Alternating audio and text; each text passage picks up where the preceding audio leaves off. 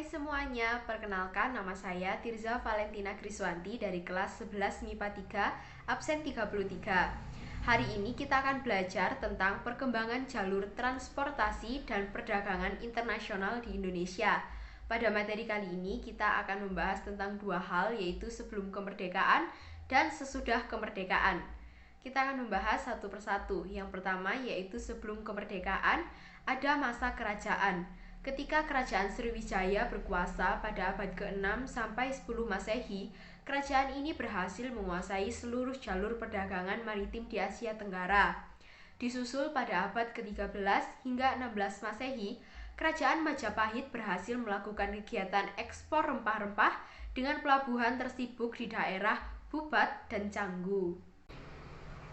Yang kedua ada masa kolonialisme. Pada masa ini terjadi kemunduran maritim di Indonesia. Yang pertama ada kolonialisme Belanda.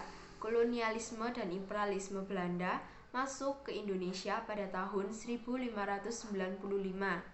Yang awalnya hanya berdagang, kemudian mendirikan VOC pada tahun 1602, yang akhirnya bisa menguasai jalur perdagangan dan sumber daya milik Indonesia.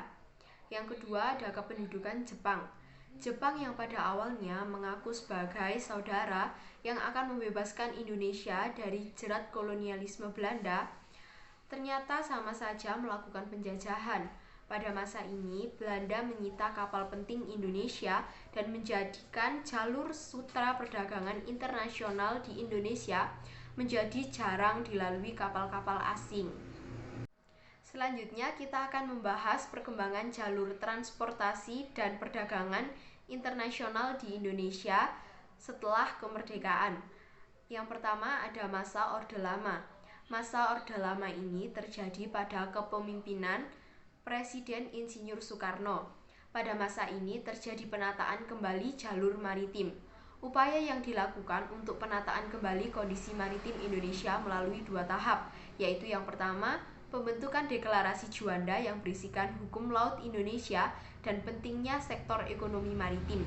Yang kedua, melakukan nasionalisasi perusahaan maritim Belanda. Kemudian ada masa Orde Baru.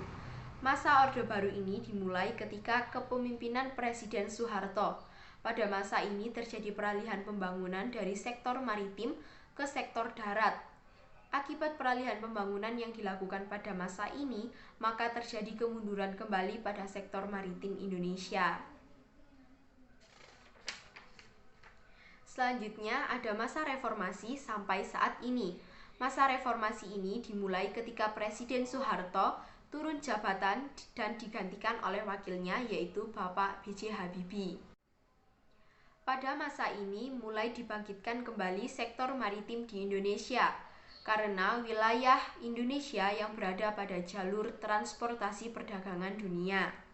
Pada era Presiden B.J. Habibie, Indonesia melakukan deklarasi Bunaken.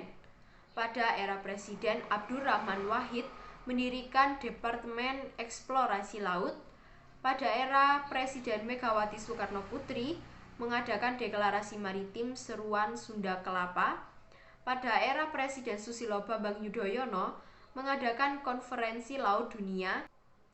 Yang terakhir yaitu pada era Bapak Joko Widodo menjadikan Indonesia sebagai poros maritim dunia.